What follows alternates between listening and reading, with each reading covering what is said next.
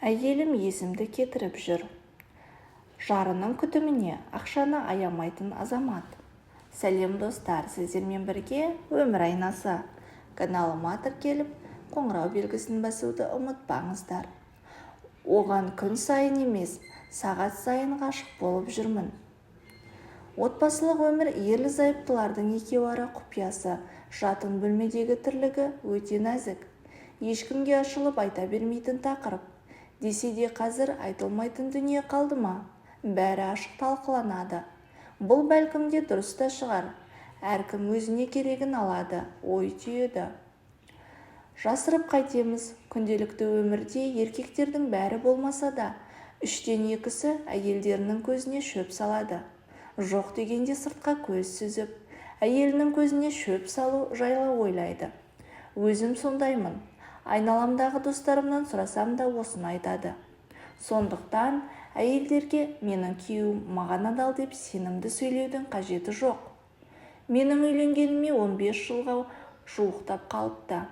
Алла берген 3 перзентіміз бар. Отбасылық өміріміз әйтеуір өз ырғағымен өтіп жатыр. Үй тұрғыздық, жақсы жұмыс таптық, көлігіміз бар. Балалар ештеңеден тарықпай өсіп келеді. Айта берсек, жеткен жетістігіміз жетерлік. Десе де оның бәрі өмірдің ағысымен, уақытымен бола беретін дүние ғой. Ал отбасылық өмірде жұбайлық үйлесім, екеуара түсіністік пен ыстық сезім болмаса, онда бірінші айтқандарымның еш мәнісі болмай кетеді екен. Әйелім қыз кезінде қыпша белді, талдырмаш денелі, сызылтып сөйлегенде сарымайдай ерітіп, елітіп жіберетін қылықты болатын. Ауылға келін болып түсті де, басына орамалды салған күннен өзгеріп шыға келді.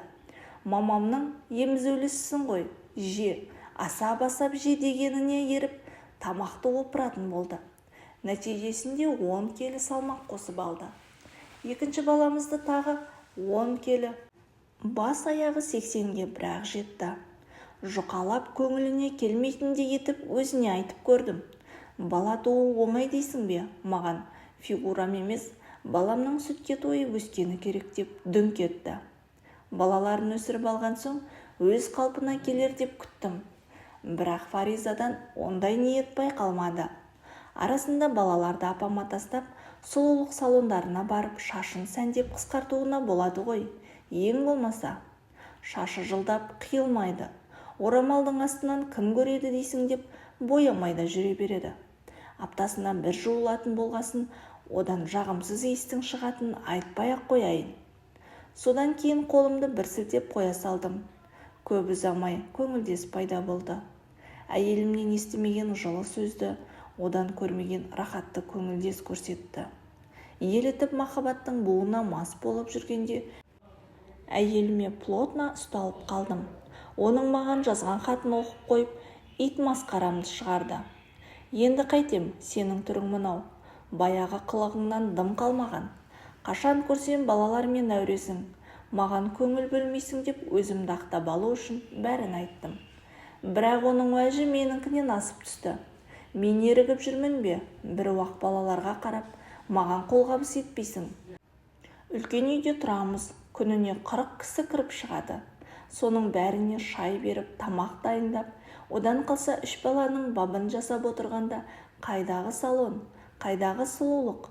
Алдымен маған сондай жағдай жаса, қолымды босат, сосын үйден шықпай, сыланып таранбай отырсам айт деп жылап қалды. Қарап отырсам, оныңкі де дұрыс екен. Әке-шешемнің алдында құрдай жорғалап қызмет етеді. 8 бөлмелі үлкен үйдің тазалығы, тіпті қораның кейбір майда шүйде шаруасы да осының мойнында. Сен үйдесің ғой, істей сал деп бәріміз әйелімнің мойнына керекті, керексіз міндеттерді арта беріппіз. Осыны ойлағанда оған жаным ашыды. Сөйтіп інім үйлене сала қалаға еншімізді алып көшіп кеттік. Фариза 3 баланы бақшаға бер де өзің жұмысқа кір. Жалақыңды мен сұрамаймын, өзіңе жаратасың.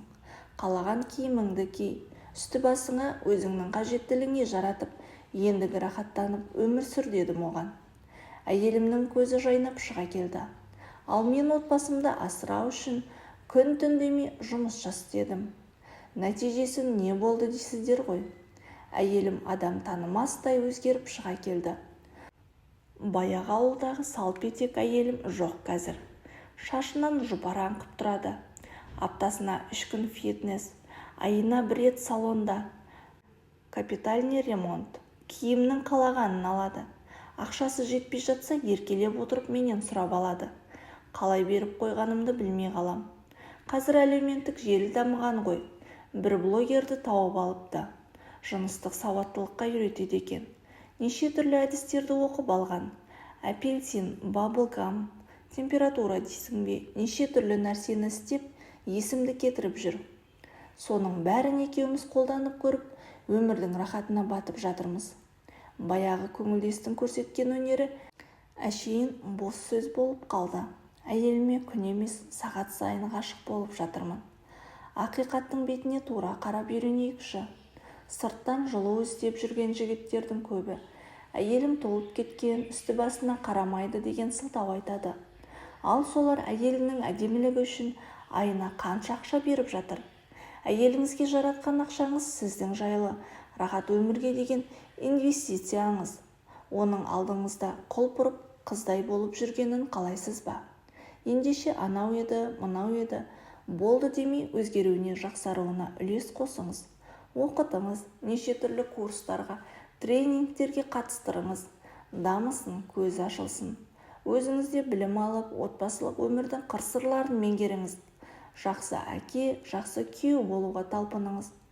Осылай еткен күнде де әйеліңіз өзгермесе, баяғы тас қалпында жүре берсе, онда көңілдеске көз салғаныңызды түсінуге болар. Бір сөзбен айтқанда, әйелге не бересің, одан соны аласың. Жекіп сөйлеп, жұмыстан үйіңе қабағыңды түйіп кірсең, әйелің де тамағын қатулы қабақпен алдыңа қояды. Күліп әңгімеңді айтып, арасында еркелетіп отырсаң, әйелде тыныш, балада бақытты. Осыны ескерейік, жігіттер.